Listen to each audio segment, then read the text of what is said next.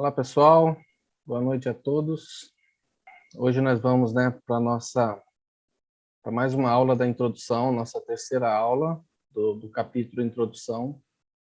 Antes da gente começar propriamente no assunto de hoje, eu queria fazer uma ressalva de algo que eu disse na primeira aula e eu vou compartilhar com vocês. Eu não sei se todos se atentaram para isso, mas eu creio que o Henrique sim, com certeza, porque ele também falou sobre o assunto, né? Por exemplo, eu falei na aula que o paraíso é uma deidade, né? E aqui nesse documento, aqui a Ilha do Paraíso, diz assim: a Ilha da Luz Central é um derivativo da deidade, mas não chega a ser uma deidade, né? Então, assim, e aí eu falei assim, nossa, mas por que eu falei que o paraíso era uma deidade? E aí eu fui pesquisar, né? E também vi que o Henrique falou que havia que são duas coisas diferentes, que havia o paraíso e que havia a Ilha do Paraíso. E, sinceramente, eu não sei muito bem qual a diferença, né? Eu não tinha me atentado para isso. O Henrique falou isso na última aula.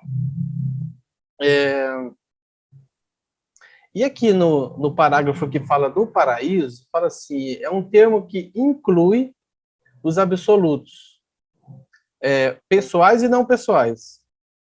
Então, eu fiquei com essa ideia de que o paraíso fosse uma deidade, porque ele inclui os absolutos, pessoais e não pessoais, de todas as fases da realidade do universo. Apropriadamente qualificado, o paraíso pode designar todas e quaisquer formas da realidade, deidade, divindade, personalidade e energia. Então, eu marquei essa informação de que o paraíso fosse uma deidade. E aqui embaixo diz que a Ilha do Paraíso é derivada, né? É um derivativo da deidade, mas não chega a ser uma deidade. Então, realmente, parece ser coisas diferentes. Eu queria só fazer essa ressalva.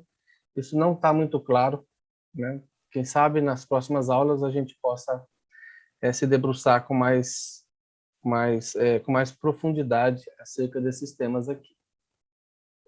Bom, então é isso que eu queria falar. Você gostaria de falar alguma coisa, Henrique, sobre isso? Poderia clarear um pouco? Aí nesse mesmo documento, eu não me lembro se um parágrafo antes ou um depois, é quando fala do paraíso, só paraíso, ele fala que paraíso é uma deidade. Eu não me lembro qual é o texto que fala aí. Foi esse que eu li aqui. Quando fala paraíso, ele fala que é uma deidade. Agora, quando fala Isso, Ilha do Paraíso, ele fala não é uma deidade. isso. Então, eu só queria Quando ele fala da corrigir. Ilha do Paraíso, ele está se referindo só à parte física, né, da Ilha do Paraíso como morada. E quando a gente fala paraíso, só paraíso, inclui tudo. Inclui todas as deidades que ali estão e também toda a parte física. Então, por ser o centro da emanação de tudo, né, assim, na condição de paraíso, então chega mesmo a ser uma deidade. Quando a gente fala da Ilha do Paraíso, a energia que é emanada ali da Ilha do Paraíso é só a física. Quando a gente fala de paraíso, você tem a energia da personalidade, do espírito, da mente, está tudo centrado ali, são todas as energias, né? Então, eu acho que essa que é a diferença. Mas é curioso, porque eu também, quando estava preparando esse documento, eu tomei um susto, né? Eu falei, poxa, eu nunca tinha reparado que os reveladores faziam essa diferença. E eu só percebi isso, não na sua aula, mas quando eu estava preparando a minha. Então, Henrique, o paraíso é criador? o paraíso, não sei se a gente pode dizer que ele é criador, porque o Pai, o Filho, o Espírito Infinito estão ali. Então, nesse sentido, o Pai, o Filho e o Espírito são criadores, com certeza. Não dos universos locais, porque eles delegam isso para os filhos do paraíso, no caso, os Micaéis e a ministra divina.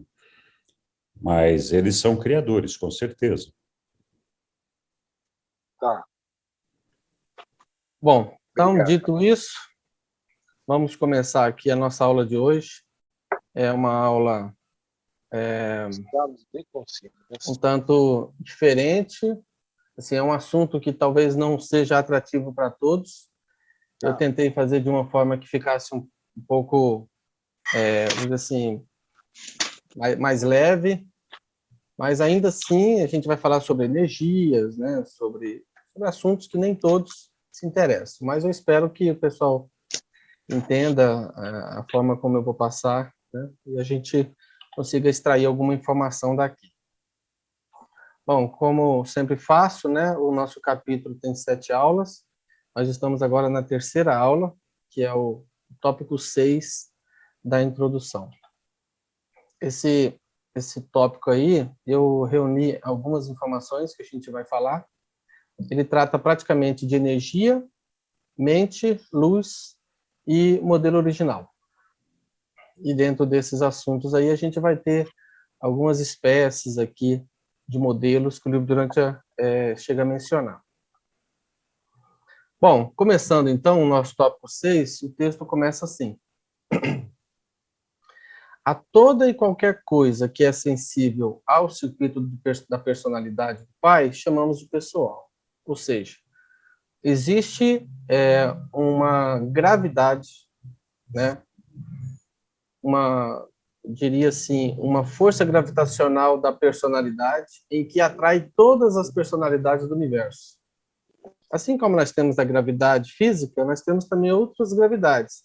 A gravidade da personalidade, circuito de gravidade da personalidade, que atrai todas as personalidades.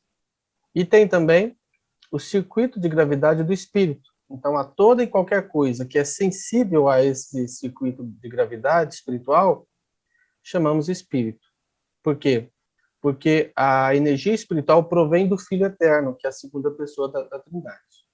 A personalidade provém do Pai, que é a primeira pessoa da Trindade. Então, existe uma atração.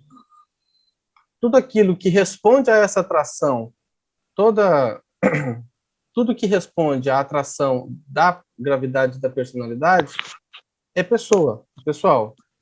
Tudo que responde ao circuito da gravidade espiritual é espírito. E tudo que responde ao circuito da mente, né, da terceira pessoa da Trindade, o Espírito Infinito, então eles chamam de mente. Isso é para que a gente entender que aquilo que eles estão tratando como pessoal é tudo aquilo que está sendo atraído pelo Pai Universal. Tudo que é atraído pelo circuito do Filho é espírito, tudo que é atraído pelo circuito do Espírito Infinito é mente. E aí nós temos a realidade material, que é toda e qualquer coisa que é sensível ao circuito material. É a gravidade que a gente conhece, né?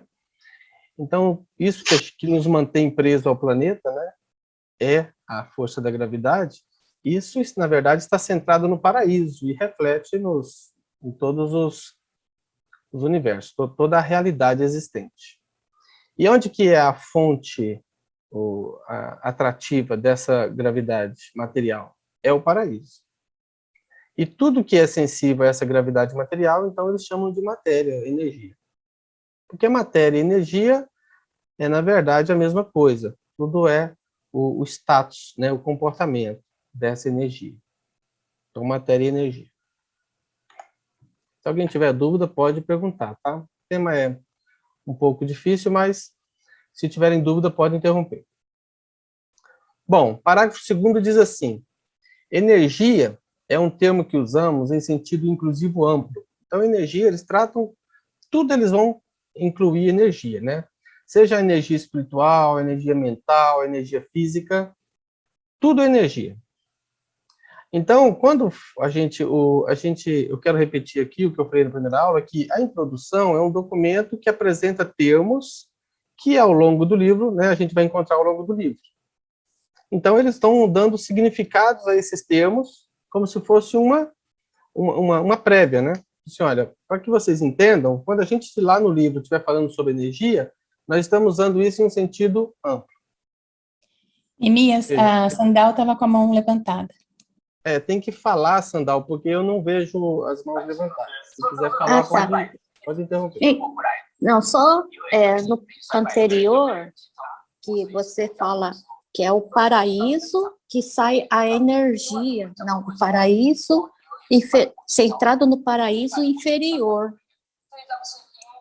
Não é Ilha do Paraíso na periferia, lá da parte inferior. É o paraíso inferior. Por isso que você falou a diferença do paraíso com a Ilha do Paraíso. Que eu lembro que eu li que a gente estudou lá, a Ilha do Paraíso tem a parte superior, a morada do Pai, e a parte inferior, que é onde ele solta toda a energia, mas não é a Ilha do Paraíso, então. Quer dizer, ele solta energia para o universo, mas o paraíso solta a energia do circuito do Pai, Filho e Espírito, seria da Trindade. É isso, né? Então, o paraíso ele tem 3 setores, como você disse, né? O inferior, o superior e o intermediário. E aí, o que está dizendo é que o centro da gravidade física, da gravidade material, está no paraíso inferior, mas o paraíso inferior pertence à Ilha do Paraíso, é um dos setores da Ilha do Paraíso. Um dos setores da Ilha do Paraíso, certo. Isso, Tá ok, tá ok. Eles dividem a Ilha do Paraíso em 3 setores. Como o paraíso é uma elipsoide, tem alguma televisão ligada que a gente fica ouvindo aqui, não sei de quem que é. Existe o paraíso, ele não é uma esfera igual ao nosso planeta, ele é um esferoide, né? Por quê? Porque ele parece mais com uma bola de futebol americano, sabe? Ele é meio alongado. Então, ele tem a parte de cima, que é superior, a parte de baixo, que é inferior, e tem essa parte periférica ali, que é a área intermediária.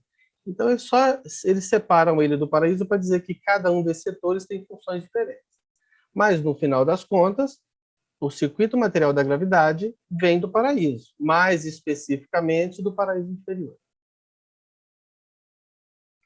Voltando aqui, então, energia é um termo que usamos em um sentido inclusivo amplo. Então, eles estão dizendo assim, olha, quando você lê energia no livro Durante, entenda que energia pode estar significando várias coisas.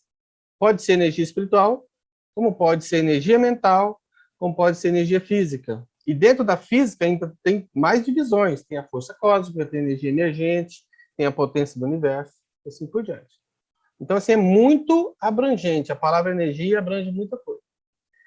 Aí eles falam sobre força. Força é também usada assim amplamente, né? Então, vai ter muitos lugares no livro que vai ter a palavra força, que está se referindo que pode estar se referindo a diversos conceitos. Bom, já a palavra poder, eu coloquei, e tudo que está entre colchetes aqui é inserção minha. A palavra poder tem o seu uso, geralmente, limitado à designação do nível eletrônico da matéria. Isso aqui é muito importante, porque muitas vezes a gente se depara com trechos no livro Durante que está falando da palavra poder, e eu mesmo não entendia qual era a relação daquela personalidade, diretor de poder, qual a relação dele com o poder, como a gente entende no português, né? Só que o livro está dizendo que tem 2 significados para poder. O primeiro é o nível eletrônico da matéria, ou seja, está falando de potência. E tem um outro significado, que é quando está se referindo à soberania. Por exemplo, o poder do Estado perante os seus cidadãos. O poder de Micael no universo. O poder que tem o Todo-Poderoso, Pai Universal. Aí nós estamos falando de soberania, aquele poder em que a gente entende que é, na verdade, o poder que entendemos no idioma português. Por que eu estou dizendo isso? Porque quando a gente Não sei se vocês já viram equipamentos que tem, às vezes, perto do botão ligar, está escrito power. Ou então numa chave de ligar, desligar, ou então numa luzinha indicadora, se está acesa, está ligado. Se está apagada, está desligado. E, normalmente, ali perto vem escrito power. Por quê? Porque, em inglês, o power está relacionado ao nível eletrônico da matéria. E é por isso que os reveladores estão dizendo aqui, olha, quando utilizamos power, e eu acho que isso aqui não deveria ter sido traduzido como poder, porque power, em inglês, ele tem significado de nível eletrônico da matéria. Entendeu? E não o significado como é para nós a palavra poder. Então, assim, quando a gente vê um equipamento que está ligado, a gente fala, normalmente a gente usa, sei lá, força, a energia está ligada, né?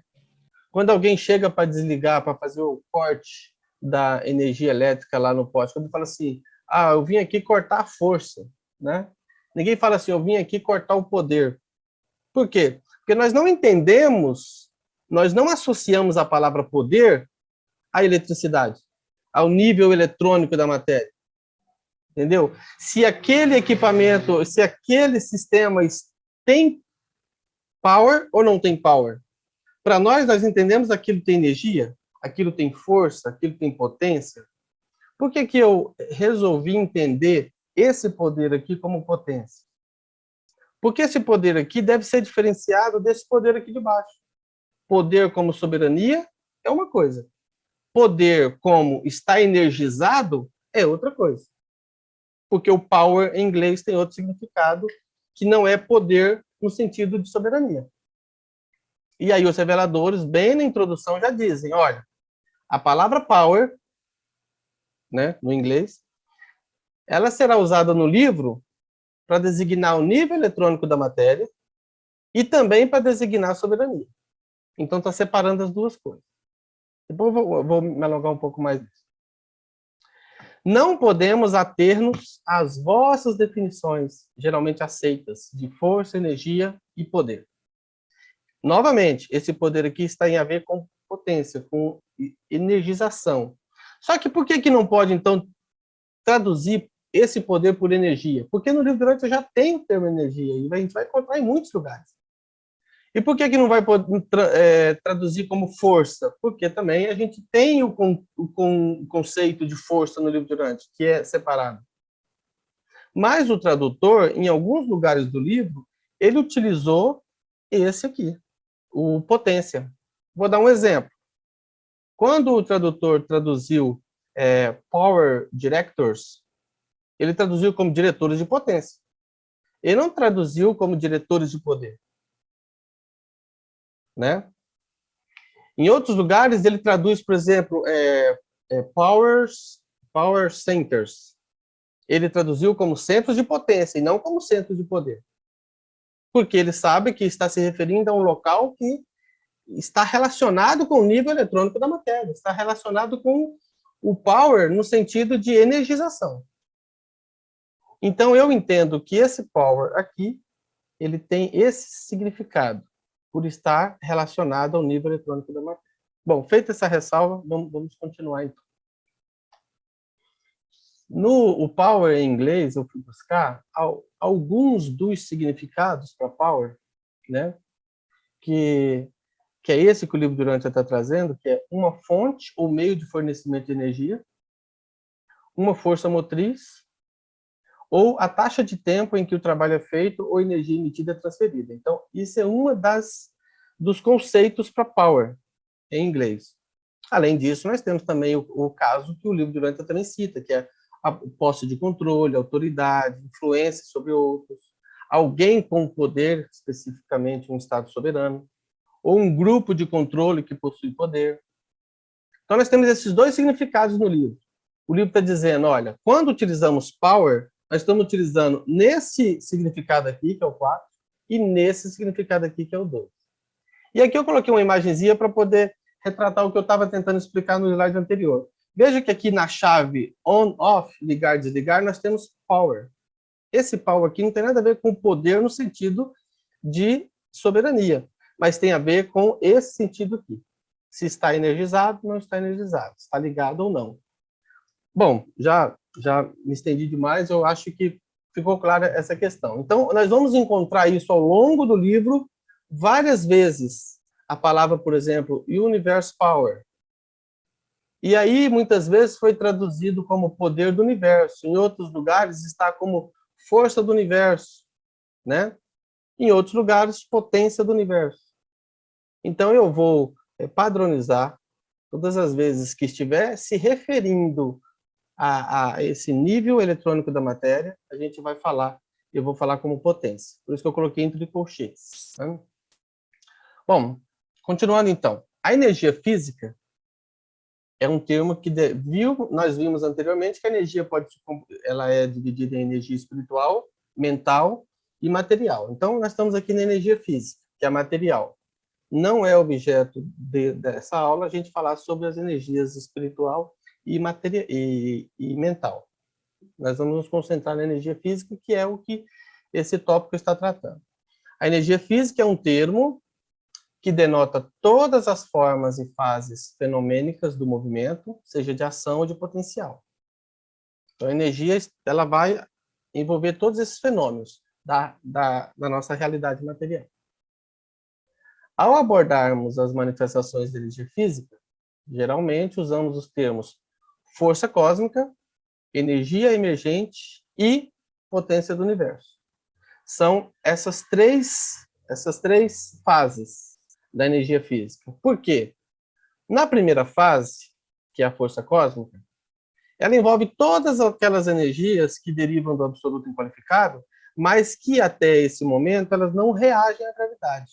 Ou seja, a gravidade não tem efeito sobre essa energia nesse nível aqui.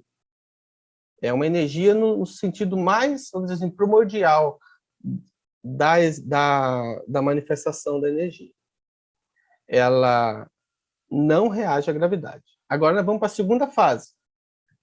A segunda fase da energia, essa fase é tratada como energia emergente. Abrange as energias que reagem à gravidade do paraíso. Olha, agora já mudou de figura. Antes, nesse nível, a gravidade do paraíso não tem efeito sobre ela. Agora, nesse nível aqui, ela já reage à gravidade do paraíso, mas ainda não são sensíveis à gravidade local ou linear. É um nível pré-eletrônico da matéria, ou seja, ainda não estamos no nível eletrônico, ainda não há elétrons, não há matéria propriamente, é apenas nível de energia. Agora nós temos a terceira fase da energia, que eu chamei de potência do universo. Né? Inclui todas as formas de energia que, conquanto permaneçam ainda sensíveis à gravidade do paraíso, são também diretamente sensíveis à gravidade linear. Veja que aqui ela não reagia à gravidade do paraíso, aqui ela reage à gravidade do paraíso, mas não à gravidade local. Agora, nesse nível aqui, ela reage a ambas as gravidades, a gravidade do paraíso e a gravidade linear. Esse é o nível eletrônico da matéria-energia. Então, é nesse nível aqui que existe a matéria que conhecemos. Que, na verdade, todas as energias que nós conhecemos, que a ciência conhece, na verdade, está dentro dessa fase aqui. A gente não tem condições nem de ter, não tem nem noção de como é que a energia se manifesta desde o nível estático e depois até passando pelas energias emergentes, depois até chegar aqui. Nesse nível aqui, a ciência conhece. São as energias que nós conhecemos e lidamos. Bom, e voltando àquela questão do power diferente de poder, vejamos aqui, por exemplo, no original, que diz assim, ó, o universo dos universos é permeado pelas criaturas da terceira fonte sempre, encarregadas do controle e do poder.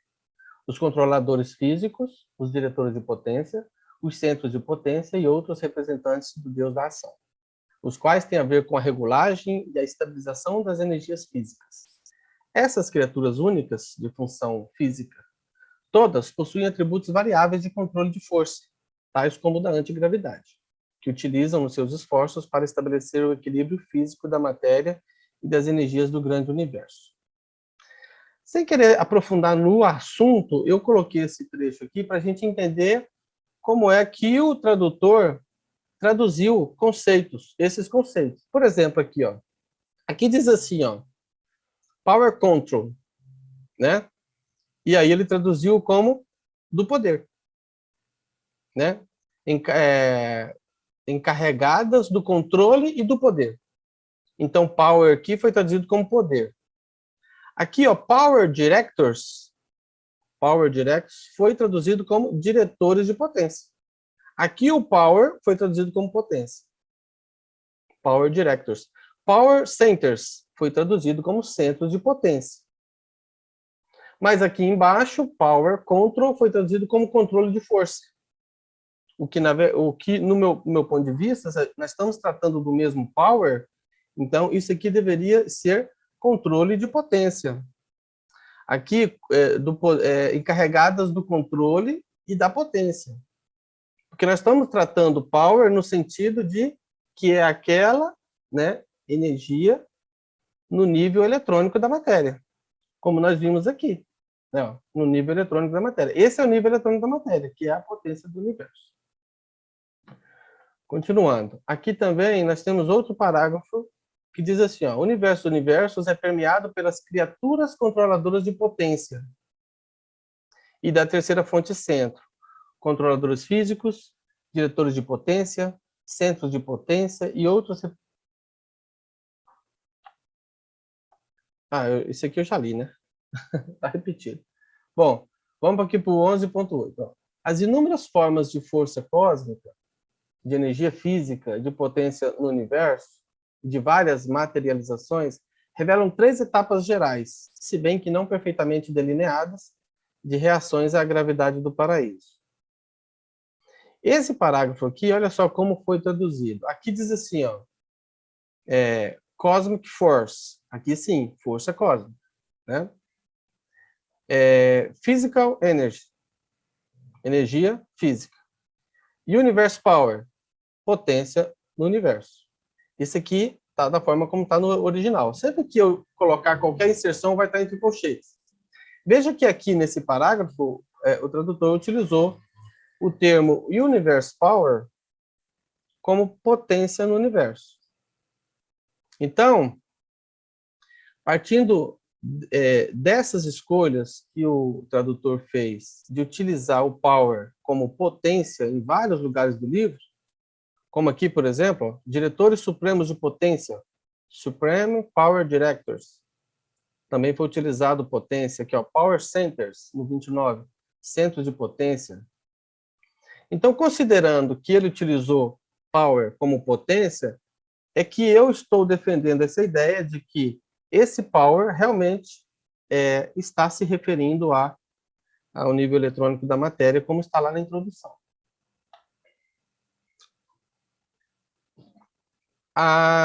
Alguém gostaria de fazer algum comentário sobre esse tópico aqui?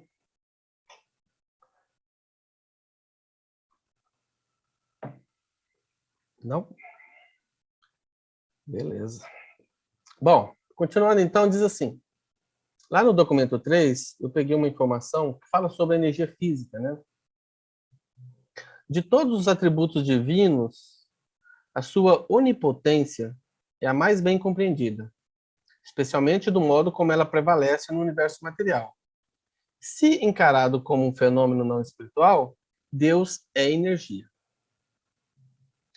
Da atividade divina deriva toda a energia física, ou seja, provém do Pai, né? Provém de Deus, bem como outras manifestações materiais. A luz, ou seja, a luz sem calor, é outra dentre as manifestações não espirituais das deidades. Então, a luz também provém das deidades. E há ainda uma outra forma de energia não espiritual que é virtualmente desconhecida em Urântia, pois não foi ainda reconhecida. E eu tentei descobrir, fui pesquisar alguma coisa assim, será que descobriram alguma energia, né? Depois que o livro de Urântia foi escrito, eu descobri que a energia escura foi foi descoberta em 1998, que as pessoas falam de matéria escura, né? Energia escura. Então, não sei se essa energia escura seria talvez uma energia que ainda não, que foi descoberta e que o livro Grant esteja se referindo, mas pode ser que exista outras ainda a serem descobertas, porque o livro fala de 30, né, formas de manifestação da energia, só dentro da energia física, só dentro da gravita, são 30 formas de energia. Então, é possível que existam ainda outras, né? Eu deixei o link aqui depois para quem quiser ler. Continuando. Outras funções reguladoras são exercidas pelos centros de potência e pelos controladores físicos do superuniverso, que são entidades inteligentes viventes e semiviventes, constituídas para esse propósito expresso. Interessante que, por exemplo, quando nós, seres humanos, precisamos manipular energia ou fazer alguma coisa, nós criamos máquinas para isso, né? Por exemplo, nós temos controladores de energia, nós temos transformadores, reguladores, potenciômetros, a gente tem várias coisas que a gente consegue controlar a energia. O Pai Universal, o que ele faz? Ele cria personalidades, ele cria inteligências, seres, criaturas que têm essa função. Veja um diretor de potência, né? Veja um controlador físico. Então, assim, é como se fossem máquinas, que para nós seriam máquinas, para controlar um reator, um transformador, né? Só que o Pai Universal utiliza criaturas para isso. Então, toda energia é controlada por seres. Mais para frente vai ter um exemplo legal disso aqui. Esses centros e controladores de potência são difíceis de serem entendidos. As suas ordens inferiores não são volitivas, não possuem vontade, não escolhem. Ou seja, eles apenas cumprem as funções, né? Eles não decidem. Eles fazem o que precisa ser feito. E as suas funções são muito inteligentes, mas aparentemente funcionam de modo automático e inerente à sua organização altamente especializada. Então é assim que se controla a energia no universo, através de criaturas inteligentes. Os centros de potência e os controladores físicos do superuniverso assumem a direção e o controle parcial dos 30 sistemas de energia, que compreendem o domínio da gravita. Eu falei lá, né? Só dentro da gravita tem 30 sistemas de energia. E os circuitos de energia física administrados pelo centro de potência de universo requerem um pouco mais do que 968 milhões de anos para completar uma volta no superuniverso. Legal, né? Então a energia está circulando aí. Assim como a nossa eletricidade, né? Está circulando.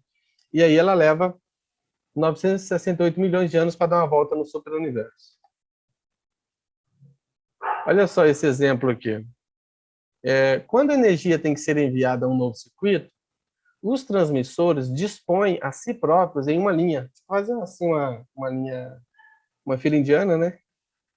Eu me lembrei daqueles, não sei se vocês já viram alguma vez na televisão, sabe quando eles estão assim, tentando, ou carregando alguma coisa, né, ou descarregando um caminhão, então assim, faz uma fila de pessoas, né, um pega, passa para o outro, passa para o outro, passa para o outro, e aí o pacote chega lá no final, no objetivo. Esses transmissores, eles dispõem a si próprios em uma linha ao longo do caminho desejado para a energia. E em virtude dos seus atributos singulares de atração de energia, eles podem, de fato, induzir um crescimento no fluxo de energia numa direção desejada. E fazem isso tão literalmente quanto certos circuitos metálicos que direcionam o fluxo de certas formas de energia elétrica. O que é um circuito metálico que direciona o fluxo? É um fio. O que nós temos dentro do fio? Nós temos uma fileira de átomos de cobre, no qual os seus elétrons, né, eles circulam por esse circuito, por esse fio. E é assim que a gente consegue transportar, né, conduzir essa energia elétrica. Esses aqui, ó, esses transmissores, são supercondutores vivos para mais da metade das 30 formas de energia física. Como é que nós fazemos aqui? Né? Como é que o homem faz para transmitir, fazer essa transmissão de eletricidade? Bom, a gente tem um gerador, a fonte, Pode ser uma hidrelétrica, pode ser, sei lá, uma usina eólica, uma usina de queima de carvão, uma usina, né? Tem várias fontes de eletricidade.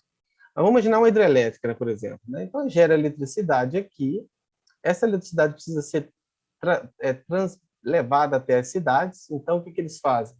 Para eles não ter que usar fios muito grossos aqui nessas linhas de transmissão, eles colocam um transformador aqui e eles elevam a diferença de potencial, né? Para quem não entende, elevam a voltagem, né? A tensão.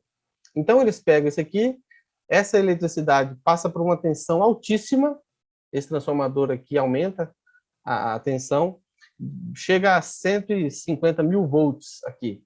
E aí, então, é transmitido pelas torres. Quando chega na cidade, você já deve ter andado pela cidade e visto uma estação de energia, né?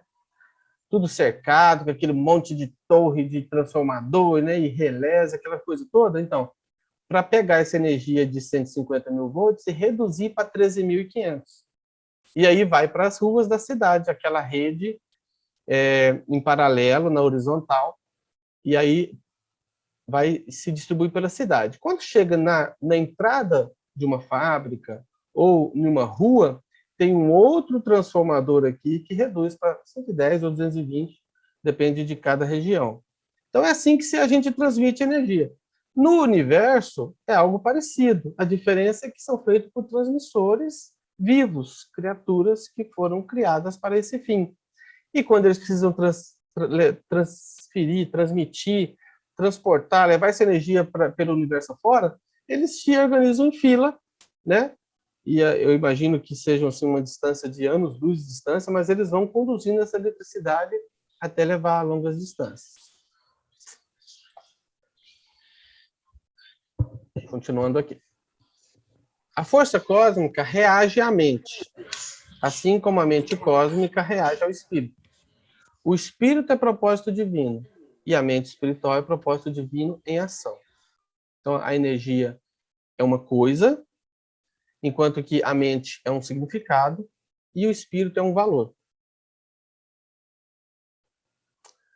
A outorga da força cósmica, o domínio da gravidade cósmica, é função da Ilha do Paraíso. Toda energia força original provém do paraíso. E a matéria com a qual se fazem os universos incontáveis circula agora por todo o universo mestre. Então, essa energia é que vai, de acordo com todas as etapas que ela deve sendo transmutada até se tornar matéria. Então, essa energia vai se tornar matéria e essa matéria que compõe, né, que constrói o universo no qual nós vivemos, no qual nós fazemos parte, nós somos essa matéria e energia. Bom, as inúmeras formas de força cósmica, de energia física, de potência do universo e de várias materializações revelam 3 etapas gerais, se bem que não perfeitamente delineadas, de reações à gravidade do paraíso. Né? Mais uma vez, ressalto aqui que potência do universo, aqui foi traduzido como potência do universo também. Assim, em muitos lugares do livro, o Universe Power foi traduzido como potência do universo. Então, quais são os estágios? Nós temos o estágio de pré-gravidade, a gente já viu lá atrás, isso aqui é só um reforço, né? Lá está na introdução, aqui está no documento 11. Qual é o estágio pré-gravidade? Nós vimos que é aquela parte que não é sensível à gravidade do paraíso. Este é o primeiro passo na individualização da potência espacial, nas formas de pré-energia da força cósmica. Esse estado é análogo ao conceito da carga-força primordial de espaço, algumas vezes chamada de energia pura ou segregada. Agora vamos ver isso com mais detalhe, com um exemplo para a gente entender melhor. Depois nós temos os estágios gravitacionais e, por fim, o estágio pós-gravitacionais. Aqui na energia emergente, que é a segunda fase, esta modificação na carga-força de espaço é produzida pela ação dos organizadores da força do paraíso. Ela assinala o aparecimento de sistemas de energia sensíveis ao impulso da gravidade do paraíso, chamada de ultimato. Então, já vimos isso, mais uma vez. E aí, nós temos a etapa 3, que é a matéria-energia revela uma resposta ao controle da gravidade linear. No universo central, esses sistemas são chamados de triata. Nos universos físicos, nos sistemas físicos do subuniverso, são conhecidos como gravita.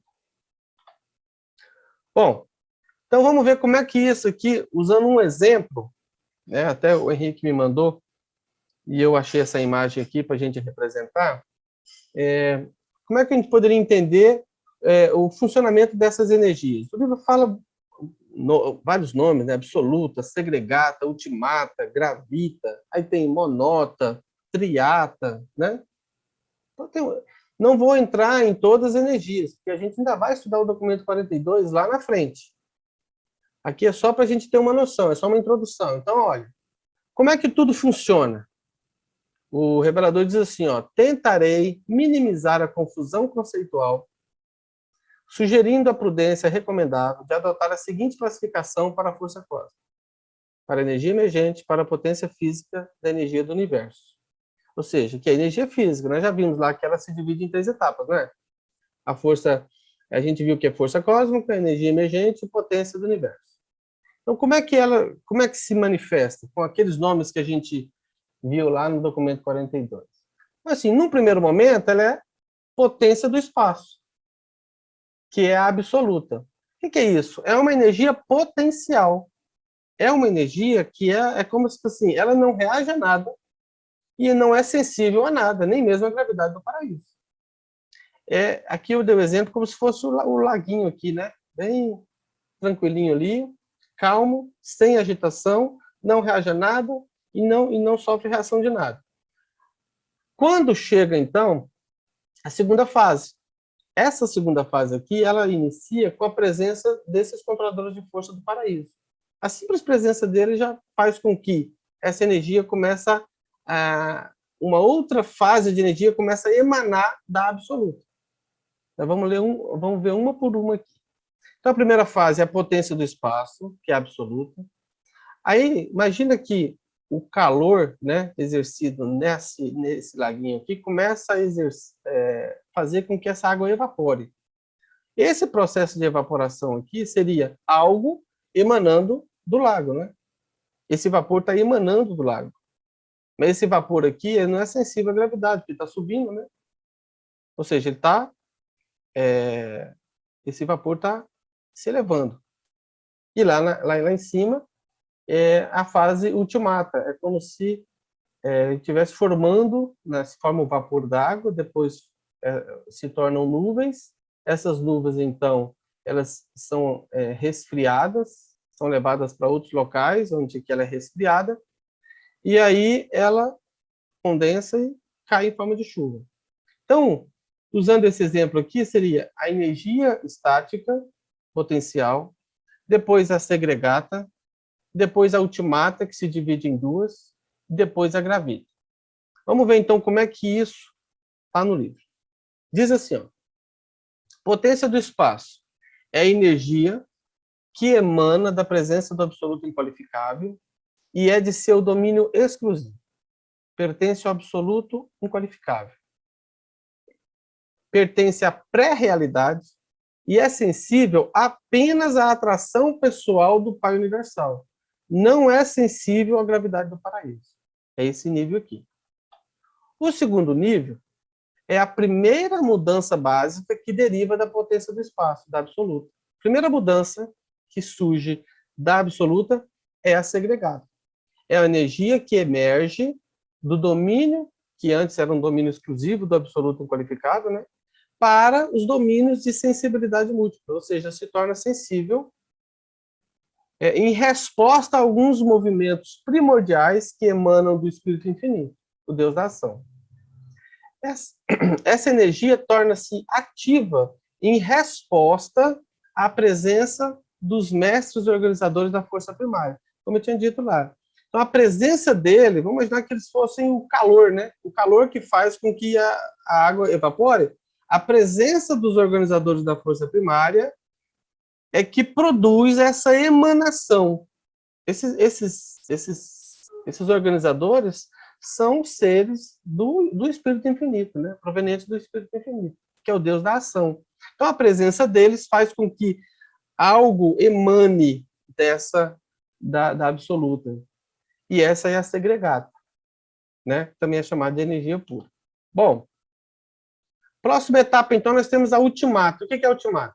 A simples presença dos organizadores da força é suficiente para transformar potência do espaço em força primordial. Ou seja, potência do espaço em força primordial.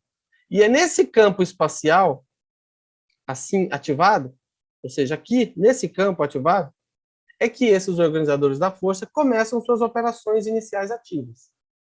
A força primordial está destinada a passar por duas fases distintas de transmutação, nos reinos da manifestação da energia, antes de surgir como a potência do universo. Então, antes que ela se torne gravita, que é a potência do universo, ela vai passar por duas fases. Essa energia aqui, a ultimata. Que é a energia pujante e a energia da gravidade. Né? A energia pujante é a energia movimentadora de massa. Ou seja, agora existe uma massa aqui sendo movimentada, né? Poderosamente tensionada, colocada em movimento pelas atividades dos organizadores da força primária. Essa energia não é sensível, inicialmente, à atração da gravidade do paraíso. Aqui não é. Porém, emerge até o nível inicial de sensibilidade à atração circular e absoluta da gravidade do paraíso, que é nessa fase aqui. Por isso se chama energia da gravidade, porque agora ela já se torna sensível à gravidade. E assim, os organizadores da força primária cedem o seu lugar ao funcionamento dos seus colaboradores secundários. Então, eles fizeram o trabalho. Eles se apresentam, né, perante o absoluto inqualificado. A presença deles faz com que emane energia do absoluto inqualificado, que é a absoluta, fazendo com que ela passe pelo estágio da segregata. Isso é transformado em ultimata, que passa por esses dois estágios, até se tornar sensível à gravidade. Né? E o derramamento dessa energia pelo universo, como eu dei o exemplo da chuva, é, então, a gravita. Mas antes disso, vamos ver a da gravidade. Ó. A energia que agora surge é sensível à gravidade. Essa etapa aqui. Com potencial para se tornar potência do universo, que é a gravita, que é a energia ancestral ativa de toda a matéria do universo. Em resposta ao trabalho dos mestres e organizadores transcendentais da força, a energia passa rapidamente do estágio de energia pujante para a energia da gravidade, tornando-se, assim, sensível à atração da gravidade do paraíso, que é a gravidade absoluta, que, ao mesmo tempo, revela um certo potencial de sensibilidade à atração da gravidade linear, que é, agora, o exemplo dado aqui como se fosse a chuva, né? Com o aparecimento da sensibilidade à gravidade, os mestres e organizadores associados da força podem retirar-se da energia dos ciclones de espaço, contanto que os diretores de potência do universo fiquem designados para esse campo de ação. Né? É claro que, aqui eu estou dando um exemplo disso aqui, para a gente entender como é que o processo circula, porque essa energia volta para o paraíso de novo. Toda energia que sai do paraíso, ela volta para o paraíso. Né? Então, aqui é como se fosse um ciclo. Mas é claro que no universo, essa energia, depois é colocada em movimento, ela cria aqueles ciclones enormes. Esses controladores, esses organizadores transcendentais da força, depois eles saem e deixam esse círculo, essa roda gigante girando lá. Isso que dá origem aos universos. E aí nós temos, então, a gravita, que é a energia que nós conhecemos, que é a potência do universo. A absoluta foi transformada em segregata, né? Nós vimos aqui. Em seguida, em ultimata. Assim, a energia física amadureceu até aquele ponto em que pode ser dirigida em canais de potência, né? E servir aos propósitos múltiplos dos criadores do universo. Ou seja, essa energia agora pode ser canalizada, pode ser transmitida, pode ser levada para todo o universo, para construir o universo, formar sóis, formar planetas, formar a vida, e assim por diante. mas ela precisa estar nesse estágio aqui, né, sensível à gravidade, para que esse universo possa ser organizado. Este trabalho é feito pelos versáteis diretores, centros e controladores da energia física no grande universo, as criações habitadas e organizadas. Esses diretores de potência assumem o controle mais ou menos completo de 21 das 30 fases da energia que constitui o presente sistema de energia dos 7 superuniversos. Ou seja, os 7 superuniversos, eles são formados aqui pela potência do universo, que é a gravidade. Ok? Bom, pessoal, alguma dúvida? Alguém gostaria de comentar? Parece que a energia que sai do paraíso aos universos, parece que corresponde somente a 4%, é isso mesmo, parece? É só 4%, parece que isso é a potência total.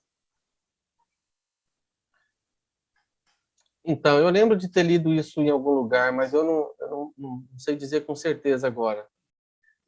A gente vai ainda estudar o documento 42, mas eu também tenho essa impressão, César, que o livro fala assim, que seja só 4%. Mas eu não tenho certeza para te falar. Alguém mais? Essa informação dos 4% é correta. O pessoal fez uma medição de quanto de energia do paraíso, incluindo não só o superuniverso, mas também os 4 anéis exteriores, quanto da energia emanada da Ilha do Paraíso está sendo utilizado. E eles concluíram que só 4% da energia estava sendo utilizada para sustentar tudo isso daí. Então, ainda teria 96% na Ilha do Paraíso, Isso. que não é o absoluto inqualificável, portanto, é muito mais.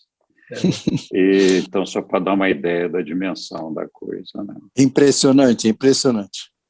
Ou seja, daquele exemplo que eu dei lá, só 4% evaporou do laguinho, né? Mais ou menos isso. Demi, Oi. eu estou encantada com a sua apresentação, e é uma aula de física com química, eu vou ter que ler umas 30 vezes para entender. Agora, eu só queria tirar uma dúvida mesmo. Esse ser que faz a água como se ele fosse o calor, esses seres, eles também são energia? São seres energéticos? Eles são pura energia também, mas num estado diferente? Eles são criaturas espirituais, né, geradas pelo Espírito Infinito, e eles têm essa função exclusiva, né, de manipular a energia. Então, mesmo sendo seres espirituais, eles conseguem manipular a energia material. Mas, no final das contas, tudo é energia. Lembra que eu falei que tem a energia espiritual, a energia mental e a energia física. Então, assim, eles são energia também, tudo é energia, né? Até Deus é energia, né? A gente viu lá. Então, tudo, no final das contas, é energia. Tudo parte de uma fonte energética que provém do Pai. Então, mas eles são criaturas, mais do que energia, né? Assim como nós somos energia, sim, mas nós não somos só energia. Nós temos um corpo físico, né, que é feito de energia, mas nós temos, por exemplo, a mente, que é do circuito mental, energia mental. Nós temos o ajustador do pensamento, que é espiritual, então provém da energia espiritual. Nós temos a alma, que é um embrião aí, cósmico, aí, filho do espírito com a mente. Então, nós somos um conjunto de vários fatores, não somos só corpo. Então, quando a gente falar dessas criaturas, é energia? Ele é também energia, mas ele não é só isso, né? Eu creio que são seres, personalidades. Por quê? Porque, olha só, a energia do absoluto, aquele laguinho parado, eles entram em contato com o absoluto, e eles têm o poder de transformar algo, fazer com que algo do absoluto se movimente. Então, são seres poderosíssimos. Sim, sim, eles criam essas rodas. Eles dizem que eles manipulam essa energia, eles entram no núcleo de uma nuvem, né, de energia, por exemplo, eles começam a fazer com que essa energia comece a girar. E ela vai girando, forma um turbilhão, e aí vai formando aquela roda de energia girando. Quando essa roda já está girando e a gravidade já se manifesta, né, já chegou no nível da gravita, da potência do universo, eles saem perpendicularmente a essa roda. E aí deixa ela girando lá. É como se quando a gente pega o peão, né, que a gente faz assim, ó, a gente faz assim com o peão, né? Pum, a gente deu o impulso.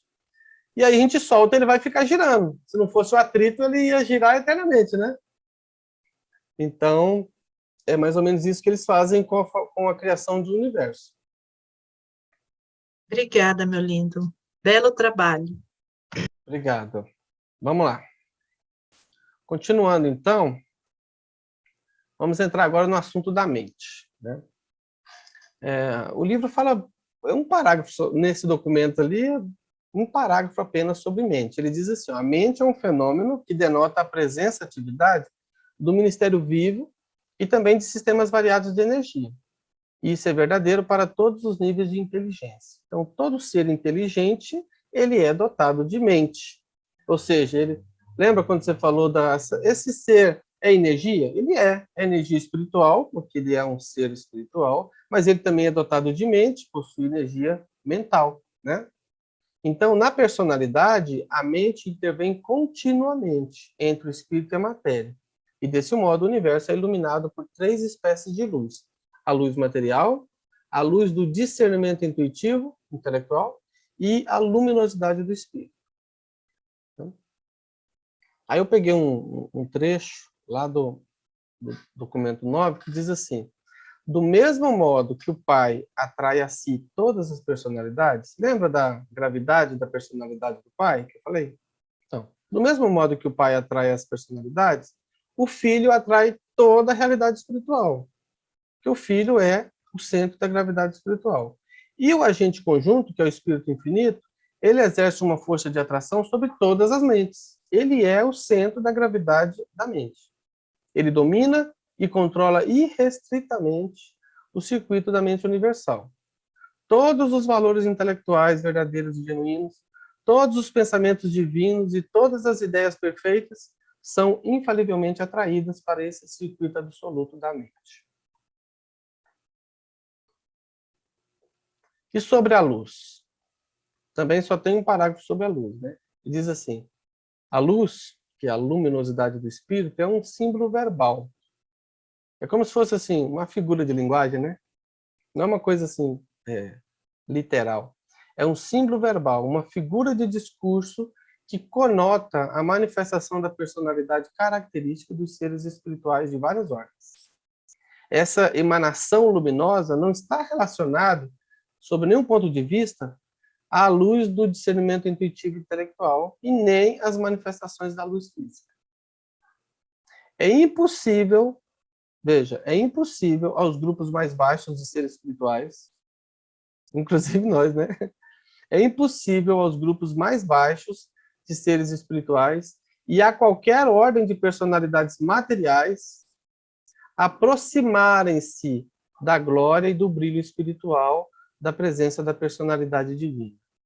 A luminosidade espiritual da presença pessoal do Pai é uma luz da qual nenhum homem mortal pode aproximar-se.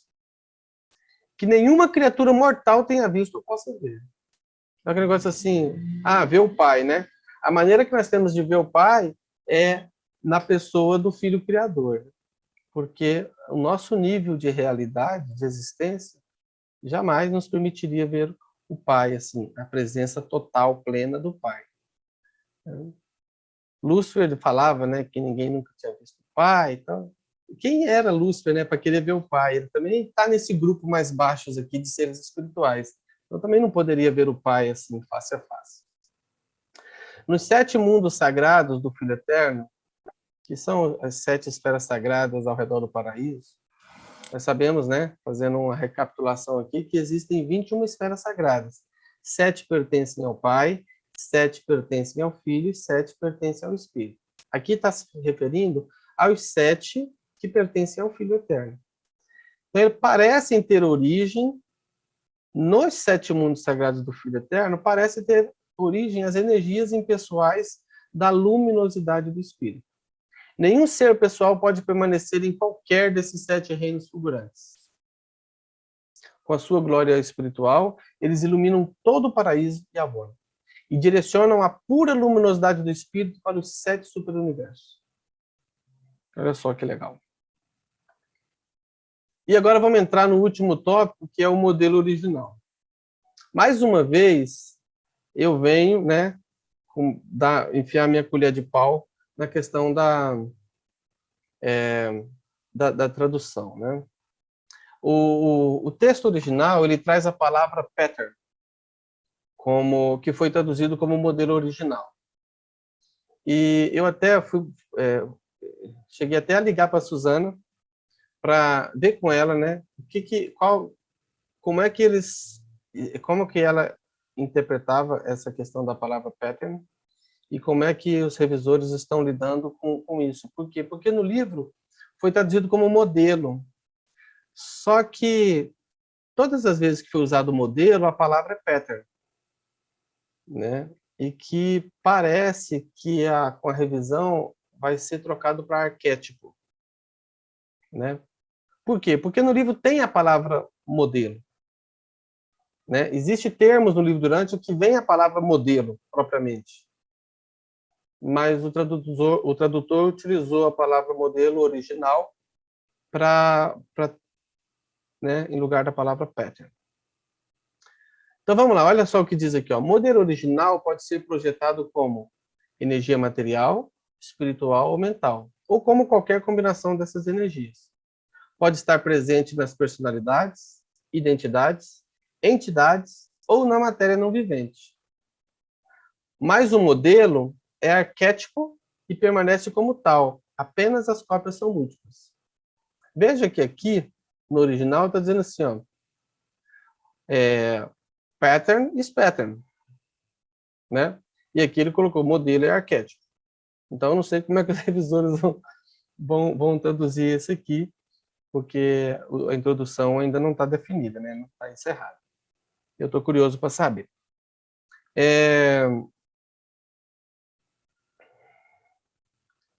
O que é o arquétipo, então? Arquétipo é aquele modelo padrão, né? Não sei como que eu poderia dar um exemplo, mas, por exemplo, 1 quilo, né? O que nós consideramos como 1 quilo, existe, né, no mundo, não sei dizer, eu não lembro onde, mas eu li em algum lugar sobre isso, que existe um peso padrão que vale 1 quilo. Ele está protegido lá dentro de um ambiente em que ele é totalmente controlado, um ambiente controlado, e ele não perde matéria. Porque todos os objetos que ficam expostos à luz, ao calor, né, ao frio, às intempéries, ao vento, tudo ele perde matéria. Às vezes, se você usar você tem uma balança lá, daquelas balanças, vira aquelas balanças assim de tipo símbolo da advocacia, né? Aí você coloca um pezinho do lado, um pezinho do outro. Não, antigamente tinha alguns armazéns que faziam isso, né? Tinha uma balancinha dessa, aí ele pegava um pezinho, você quer 100 gramas, tal? Então pega um pezinho de 100 gramas, coloca do lado. E aí vai enchendo do outro lado até igualar. Igualou, opa. Então aquilo ali é o modelo padrão de peso. Se eu quero pesar 100 gramas, eu utilizo o pezinho de 100 gramas. Então eu entendo que no universo, tudo segue um arquétipo, que é um modelo original, que é algo que serve como padrão para ser replicado no universo inteiro. E esses modelos, esses arquétipos, eles estão presentes em várias coisas. Estão presentes nas personalidades. Nossa personalidade segue o arquétipo da personalidade do filho, que é a personalidade absoluta, né, que é o modelo de personalidade, foi a primeira personalidade que derivou do Pai Universal. Então, assim, aquilo é um modelo padrão para todas as personalidades. Quando Deus disse assim, façamos o homem à nossa imagem e semelhança, ele estava falando né, de replicar esse modelo de personalidade. Diga, Henrique. Jeremias, a Isabela está com a mão levantada. Ah, sim.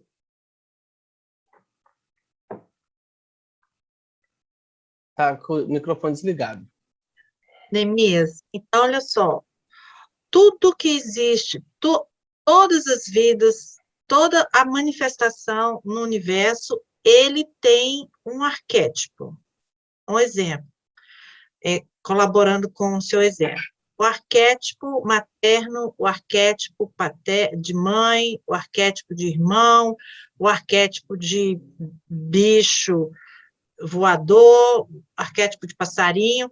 Então, assim, quando eu vou pegar o arquétipo de mãe, para mim, então, quando eu tive meus filhos, eu estava no arquétipo de mãe, mas a forma como eu vivo esse modelo é diferente da forma como a Sueli viveu, como a Yara viveu, como as meninas viveram. Então, o pai é a mesma coisa. Então, no universo, existe essa dinâmica, é isso? Sim, tudo segue o arquétipo, que é um modelo primordial que serviu como exemplo para que todas as coisas foram criadas. Por exemplo, os universos seguem o Avona como arquétipo universal. Avona é o universo modelo para que se possa criar outros universos. O Filho Eterno é a personalidade modelo das demais personalidades. Por exemplo, esse arquétipo, ele não saiu da vivência desses seres. Ele foi criado pelo pai, só pelo pai. Não necessariamente. Nós temos, por exemplo, no universo local, nós temos os modelos de vida. Então, existem 24 modelos de vida. E aí, de acordo com a característica de cada planeta, os portadores da vida falam assim, aquele planeta lá, ele tem uma gravidade média, ele tem atmosfera, ele tem água líquida na superfície. Então, nós vamos utilizar esse modelo aqui, que é adequado para aquele tipo de planeta. Então, os arquétipos também podem ser múltiplos. Não quer dizer que só existe um modelo de vida. Depende das características do planeta, em que tipo de vida será implementado naquele mundo. Nós temos, por exemplo, quando fala de Micael, a ministra divina, e a união dos dois, e quando Micael coloca ela à sua altura e igualdade, dá a ela o mesmo grau de soberania no universo local, o livro fala assim, eis aí o arquétipo da família, né? Do homem em relação à mulher, né? O respeito que Micael demonstrou à sua consorte, né? Então, nós temos arquétipo nós temos a vida de Jesus como arquétipo para a nossa existência. Ele é um modelo vivo para o universo inteiro de vida, de como viver a vida humana. Não só para o nosso planeta, mas para o universo inteiro. Então, se os arquétipos são aquilo que se fez de melhor e que agora deve seguir de exemplo, né? Deve servir de exemplo, deve servir de arquétipo para que seja seguido, seja copiado aquele padrão. Alguns arquétipos provêm do paraíso, do Pai Universal, do Filho Eterno, do Espírito Infinito. A mente universal é o arquétipo para a mente, para todas as mentes, né? A personalidade do Filho é o arquétipo das personalidades do universo. Mas nem todos os arquétipos são do paraíso. Nós temos arquétipos locais, entendeu? Dentro da nossa realidade. Continuamos, então. Então, olha só. O arquétipo pode estar presente nas personalidades, identidades, entidades e até na matéria não vivente, né?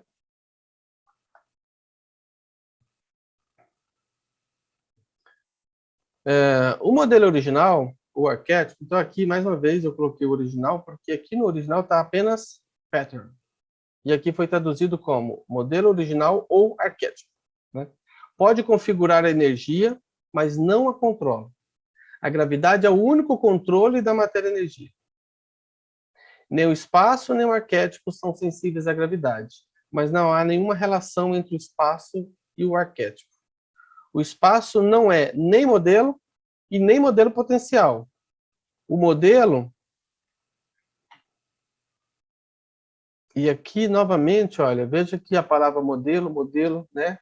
Aqui, ó, no roxo é pattern. Aqui no amarelo, ó, é pattern. E aqui, arquétipo, ó, também é pattern, só que foi traduzido como arquétipo aqui embaixo, né? Então, eu entendo que tudo aqui está se referindo à mesma coisa, que é o modelo original, que é o arquétipo. É uma configuração da realidade, que já pagou todo o seu débito à gravidade. A realidade de qualquer arquétipo consiste nas suas energias, nos seus componentes de mente, de espírito e de matéria. É um parágrafo um tanto difícil de compreender, né? Em contraste com o aspecto do total, o modelo original revela o aspecto individual da energia e da personalidade. As formas da personalidade ou da identidade são modelos resultantes da energia, seja física, espiritual ou mental, mas não são inerentes a ela. Essa qualidade da energia ou da personalidade, em virtude do qual o arquétipo é levado a surgir, pode ser atribuída a Deus, a deidade, ao dom de força do paraíso e à coexistência da personalidade e do poder.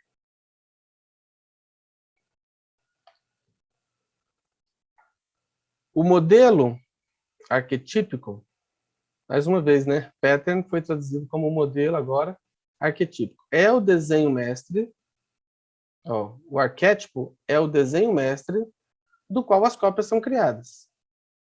Aquilo que a gente estava dando exemplo. Um outro exemplo, quando a Isabela estava falando, que me veio à mente, foi... Sabe aqueles cursos de pintura, né, que a gente vê nos filmes, que tem sempre uma pessoa assim, né, um modelo, servindo de modelo para que as pessoas o desenhem, né, o pinte. Imagina num curso ali. Todos vão tentar representar aquilo o mais fiel possível, mas cada um vai desenhar de um jeito. Uma coisa é o arquétipo, outra coisa são as cópias, né? O que foi desenhado, o que foi pintado. Então, assim é no universo, né? Nossa personalidade, né? Os universos criados, a vida, a mente, todos os modelos existentes são cópias são uma tentativa de reproduzir o arquétipo, mas é claro que dentro do nível da imperfeição no qual nós estamos inseridos. O paraíso eterno é o absoluto dos modelos. O Filho eterno é a personalidade modelo, como eu já disse, é o arquétipo da personalidade. O Pai universal é a fonte ancestral direta de ambos, tanto do paraíso quanto do Filho eterno. E assim, pois, o paraíso não outorga arquétipos. O Filho não pode outorgar a personalidade. Né? Ou seja, o Filho é a personalidade modelo, mas ele não outorga a personalidade. Essa personalidade é outorgada pelo Pai.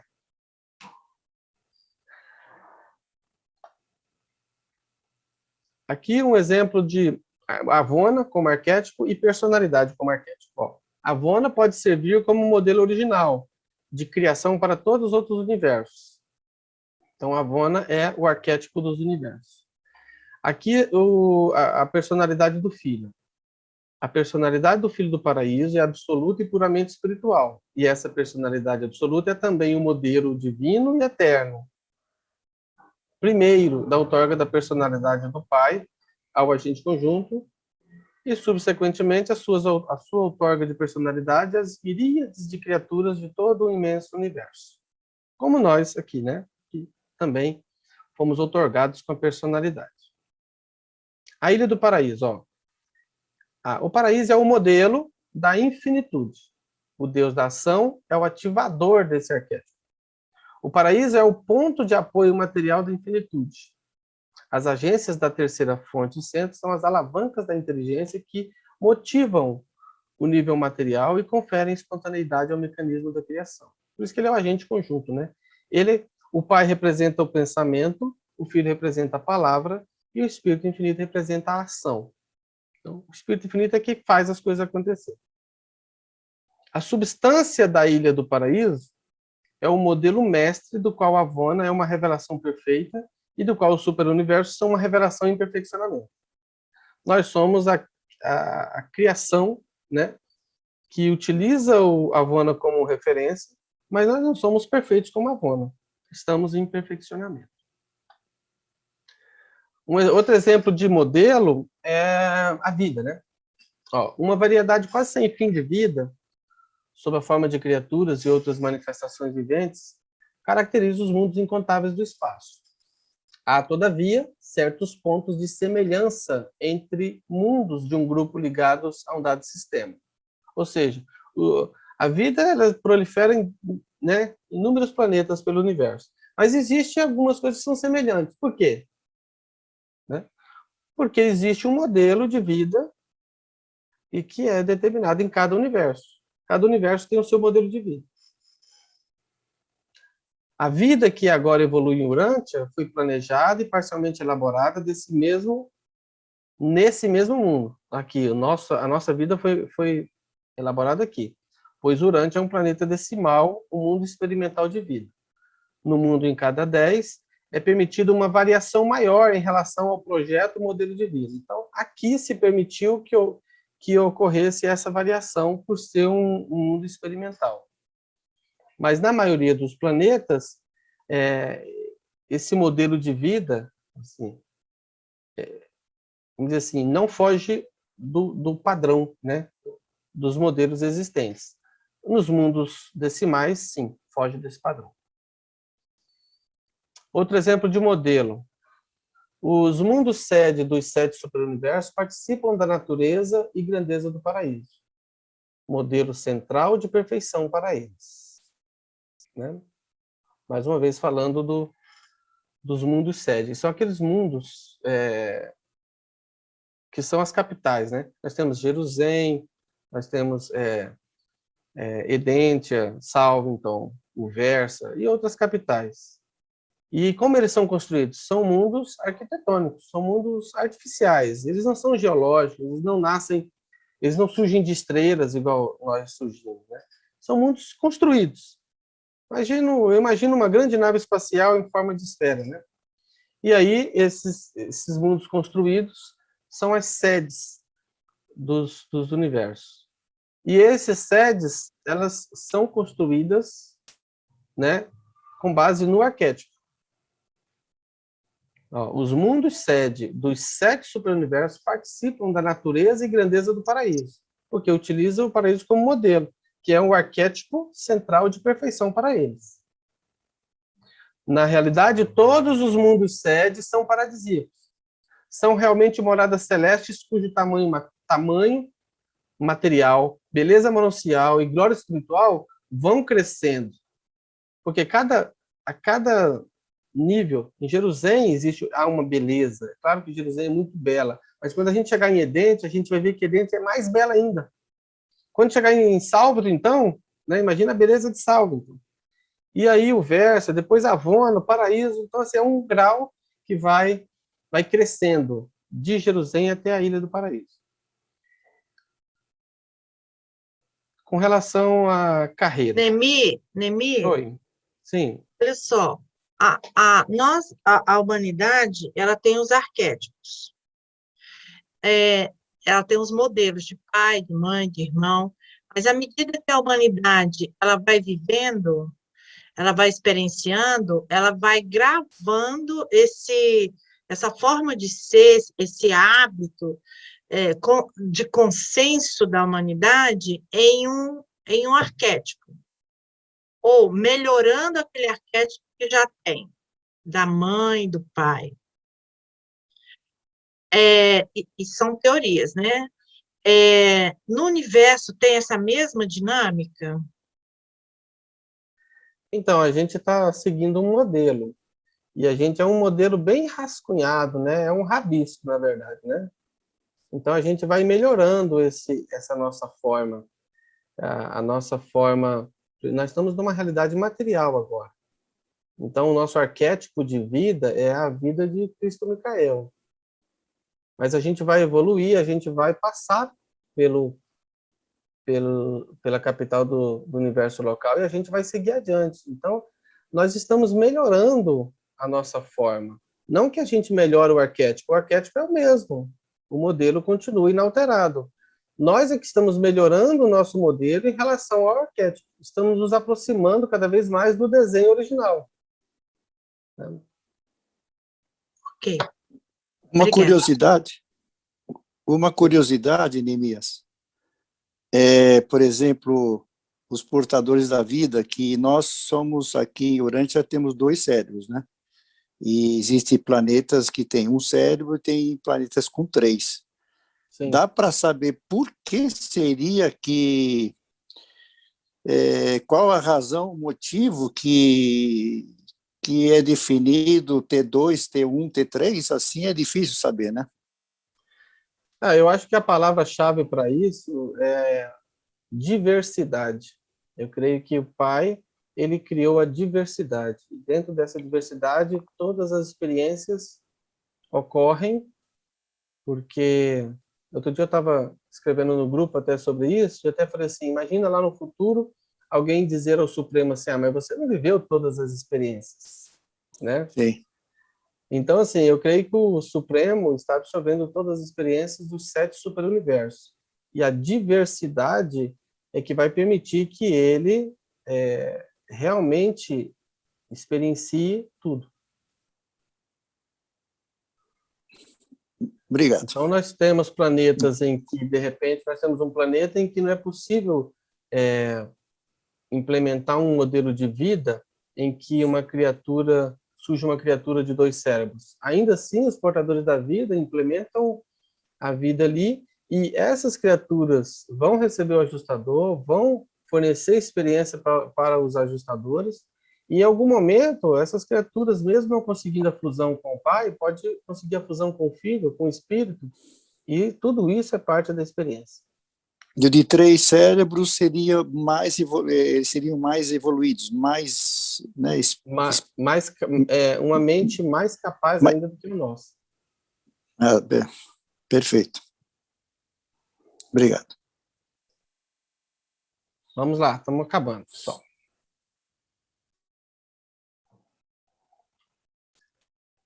Quando os ajustadores do pensamento residem nas mentes humanas, eles trazem consigo o modelo da carreira, as vidas ideais, tais como foram determinadas e pré-ordenadas por eles próprios e pelos ajustadores personalizados de Diviniton. Ele traz um planejamento para aquela vida, né? É claro que depende da mente humana aceitar que esse plano se cumpra em sua vida, né? Mas o ajustador ele tem um modelo, ele tem um projeto, é um modelo de carreira. Aí vai de cada um permitir que isso ocorra ou não. Bom, pessoal, acho que é isso. Eu agradeço aí a atenção de todos. Espero que não tenha sido muito chato, que ninguém tenha dormido na aula. Ô, Neemias, Neemias, essa matéria é cansativa. Eu vou ter que ler aí 200, 300 mil vezes. Eu já li enfim. E quando você falou acabou, para mim, eu nem percebi. Foi bem suave, bem leve o método que você usou. Parabéns. Parabéns, estava ótimo mesmo. Obrigado. Muito bom. No começo você falou paraíso e ilha do paraíso. Existe a diferença. Dentro do texto, tem lá a energia, potência daí saindo da ilha do paraíso. Aí logo abaixo coloca que é a energia do paraíso. Aí enrolou. Então, eu acho que é só você entender da seguinte forma. Eu entendo da seguinte forma. Paraíso é um conjunto de coisas que pertencem ao paraíso. Ilha do Paraíso é o espaço lá físico, onde se encontra o paraíso. Onde se encontra todas essas personalidades. Entendeu? Então, assim, por exemplo, nós temos Brasília. Brasília é o espaço físico onde se encontra a União, os poderes. Nós temos o Legislativo, o Judiciário, nós temos todos os tribunais superiores, né? Então, dentro de Brasília, nós temos várias entidades e instituições, né? Mas o poder não é Brasília. Brasília é o espaço físico. O poder está é intrínseco às pessoas e às instituições. Então, assim, Ilha do Paraíso é o espaço físico. Agora, paraíso é o conjunto de todas as deidades pessoais e não pessoais que estão presentes lá. Tá, entendi. Obrigada. Obrigada pela apresentação. Bom, é isso, Me pessoal. embanando um pouco. Henrique levantou a mão. Diga lá, Henrique levantou a mão. Oi, Neemias. Parabéns, você apresentou essa matéria aí de forma brilhante.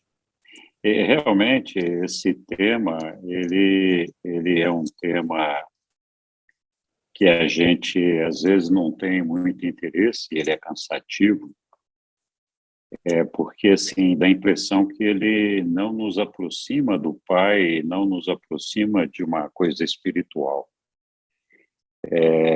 E na verdade é um tema fundamental para a gente entender toda a criação do Pai, né? Eu acho que quando você entende essa questão da energia, não só a física, que foi a que foi mais discutida aqui, ou falada aqui, mas também a mental, a espiritual e a personalidade, isso é exatamente o que corresponde ao plano do Pai, de fazer com que a gente consiga unificar essas energias, né? Então, acho que esse entendimento que você passou hoje, que pode parecer assim um pouco insonso para o resto do conteúdo do livro, na verdade, à medida que a gente for avançando, a gente vai ver que o entendimento dessa questão da energia e da maneira como as deidades trabalharam essa questão das energias é fundamental para a gente entender o próprio Deus, o absoluto, o eu sou, esse negócio todo, né? Então, parabéns, você fez um trabalho muito bonito, eu gostei bastante, e acho que as pessoas, na medida do possível, devem aí tentar, sim, assimilar bem essas ideias e esses conceitos, porque eles são realmente relevantes para a gente entender tudo isso, né? Imagina se o Pai fosse utilizar cabos de energia ligando um planeta ao outro para controlar aquela rede de distribuição de energia e fazer com que a gravidade e tudo mais estivesse funcionando, né? E aí a gente fala assim, puta, como é que os planetas estão aí divinamente equilibrados, organizados, é uma organização controlada até um certo ponto, mas a gente pode sentir, através desses seres, desses diretores de potência e tudo isso, a presença do Pai como criador, sustentador e controlador de tudo isso. É aí que a gente percebe a força do Pai, toda a energia derivada dele para controlar o universo dos universos e evitar que as coisas entrem em colapso. Então, parece que tudo está assim, foi criado e está lá, né? Mas não é assim, existe um controle. E esse controle são essas energias todas que estão maravilhosamente e divinamente correlacionadas. Então, é muito importante a gente realmente ter uma noção do significado dessas energias para a gente entender todo o poder de Deus, toda a capacidade de criação. E eu sou um fã do nosso Pai justamente, porque quanto mais a gente descobre essas coisas, a gente fala, putz, o cara é muito inteligente, né? Como é que ele bolou tudo isso daí? Então, parabéns, você relatou bem. Desculpa ter me alongado aqui. Olívia, acho que é sua vez. Hein? Sou eu, boa noite. Parabéns, Neemias. clareou um pouco Obrigado. mais essa questão. Sabe o que que eu lembrei? É o seguinte, eu não sei se você soube que os astrônomos, eles filmaram, né, alguns anos atrás, uma estrutura que ela parecia assim, sugar a energia do Sol. E agora, esse ano, apareceu outra estrutura, e ela tem o formato quadrado, e dá para perceber, ela é muito grande, né, a estrutura, que eles perceberam também no Sol. Às vezes, até essa outra estrutura, a gente até comentou nas reuniões, né, que poderiam ser alguma coisa ligada aos diretores de potência, ou esses organizadores da força, né, que estavam dando algum auxílio ao Sol, porque nós estamos percebendo que essa energia do Sol, ela está influenciando muito a Terra, no sentido que até as pessoas estão, assim, mais agitadas, né, eu acho, pelo menos. Mas eu achei muito legal, assim, na tua aula, porque a gente pode perceber que tudo é energia, como a Yara comentou, ela fez nos comentários, mas, assim, nós temos essa energia da matéria e nós vivemos essa realidade, né? Depois nós vamos nos tornando, e nós temos a energia mental também, que é uma energia meio desconhecida para nós, ainda nós somos muito físicos, mas a energia espiritual, que também a gente está tentando, vamos dizer assim, galgar mais e viver essa energia, que é a energia de Deus. Acredito também a matéria, Deus vive, mas eu acho que a energia maior espiritual é a de Deus, que nós vamos tentar chegar, né? Mas tudo são níveis de energia que me parece que vão ficando mais sutis, mais leves, não sei se cabe esse comentário.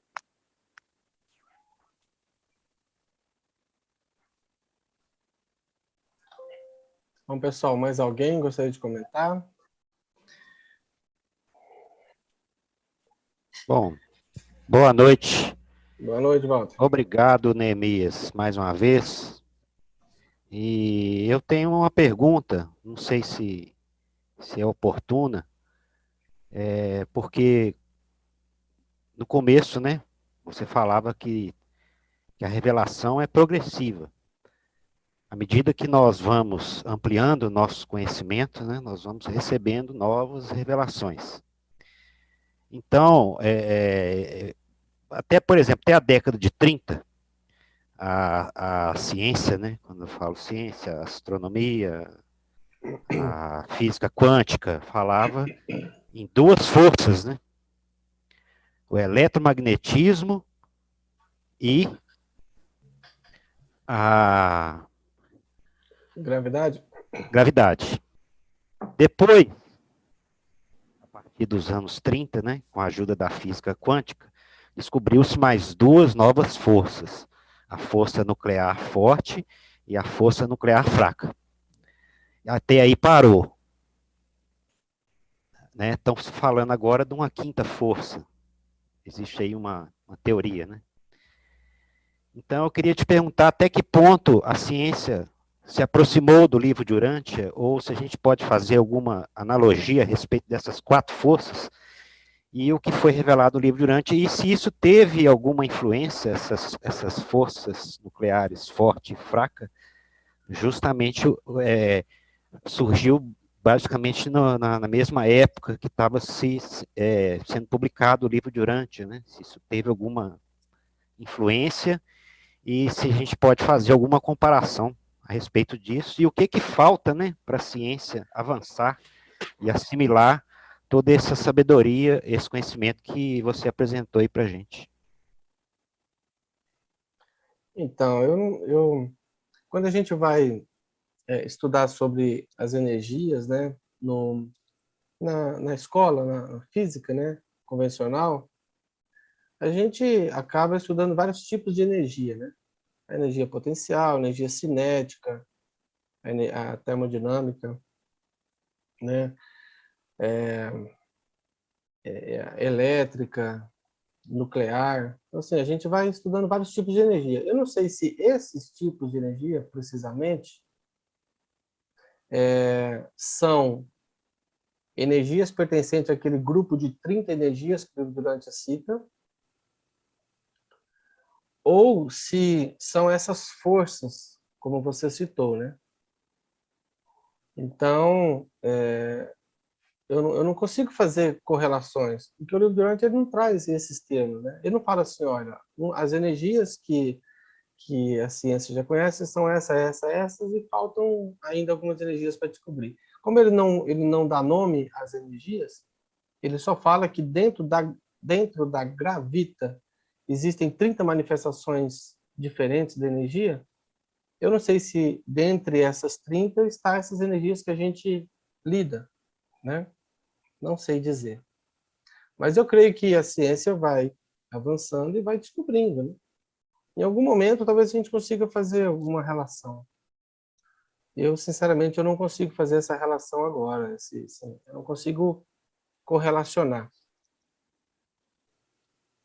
Com relação ao comentário da Lilian sobre aquela foto que eu não cheguei a pesquisar a fundo, mas eu lembro de ter visto essa foto que diz que parecia que tinha um objeto sugando a energia do Sol. Mas nada impede também que, ao invés dele estar sugando, dá a impressão de estar sugando, na verdade, ele poderia estar injetando a energia do Sol. Né? A gente não sabe. Pode ser, pode ser. Então, o livro diz assim, que quando uma estrela se torna o sustentáculo de planetas habitados, quando ela se torna a fonte de energia de planetas habitados, como é o nosso caso, a nossa estrela, né, chamada de Montmartre, o livro diz que essa estrela não morre mais e que ela é retroalimentada por certos circuitos de energia para que ela possa queimar indefinidamente. Porque o planeta habitado depende da fonte da estrela comum, né? Então a ciência olha para o espaço, vê estrelas morrendo e tal, e pensa assim, o nosso Sol está queimando, né? Está queimando hélio, e aí, em algum momento, essa fogueira vai começar a se apagar, porque não tem ninguém injetando mais lenha nessa fogueira, né? Então, em algum momento, essa fogueira vai apagar. Só que o livro Durant diz, não, se essa estrela é fonte de energia de um planeta habitado, ela vai queimar indefinidamente. Então, a gente não sabe de que forma eles injetam energia nessas estrelas, né? Eu imagino que seja daquela forma que o livro disse lá, que os controladores são colocados em linha, e aí eles canalizam essa energia, e eu imagino que dessa forma eles injetam energia em uma estrela. Sim, pode ser. Inclusive, eles comentaram que o outro, esse que abriu agora, esse ano, que abriu, não, que apareceu, né? Eles dizem assim que, porque alguns pensam na possibilidade do Sol ser um portal assim, para que você possa viajar mais rápido, né? Para outros sistemas. Eu não quero passar por essa porta, não.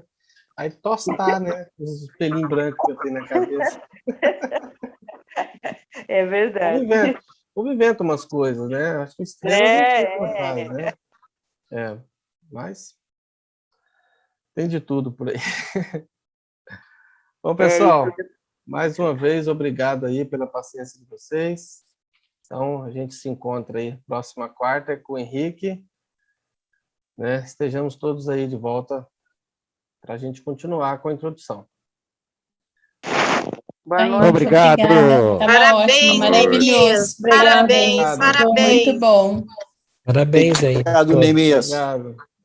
Boa noite a todos. Boa noite. Boa noite, pessoal. Boa noite aí, Neemias. Boa noite, Gratidão. boa noite. Mestre Parabéns, Neemias. Muito bom. Obrigado. Boa noite, pessoal. Boa noite a todos. Boa noite a todos.